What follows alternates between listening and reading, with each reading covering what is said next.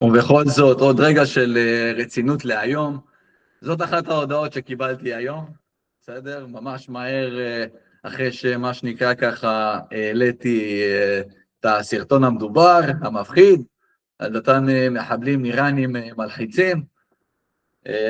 אני לא משתף מי רשמה את זה, כפרה עליה, אני יודע שזה בא לא ממקום רע, אבל אני בהחלט רוצה לפתח את הנקודה הזאת. היא רושמת, הייתי בטוחה שהשתגעת והפכת להיות את אדוני או משהו, עם המסרים של אהבה והודעה. עכשיו, בכנות, הסיבה שאני רוצה לעשות על זה סרטון, זה כי כמה הזוי היום, שאנשים כמוני או אנשים אחרים שפותחים את הפה, ומדברים על אחדות ועל אהבת חינם ועל קרמה חיובית ועל אנרגיה טובה, כמה אנחנו נתפסים כאנשים שהלכו לאיבוד, לאנשים עם תסביך אלוהים.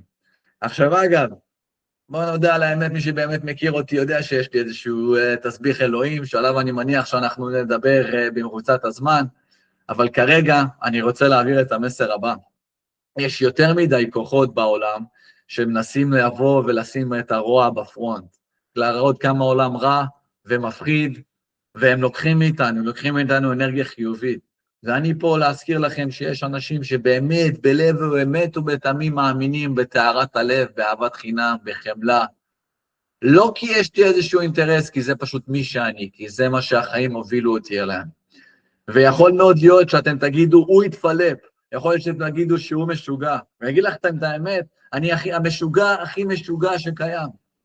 אין לי ספק, אין לי בעיה להיות הוא, אין לי בעיה להיות המשוגע הזה, אין לי בעיה להיות הבן אדם הזה שרואה טוב גם כשהוא במחסור. לכל אלה ששואלים, לא רק שהשתגעתי, חזרתי בתשובה של משוגעים.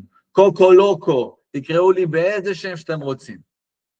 אני משוגע, והשיגעון שלי היא אהבה. והאהבה זה הסם הכי חזק שיש לנו בחיים, זה הסם הכי חזק שאי פעם צרכתי, וזה הסם הכי חזק שאני רוצה לצרוך כל החיים שלי. אז לכל אלה ששואלים אם השתגעתי, שיגעון האהבה דבוק בי, וזה מה יש. רוצים לשנות את זה? לא תצליחו. רוצים להצטרף אליי? אהלן וסהלן, הדלת פתוחה לכולכם, מזמין את כולכם להצטרף אליי למסע ייחודי ומיוחד.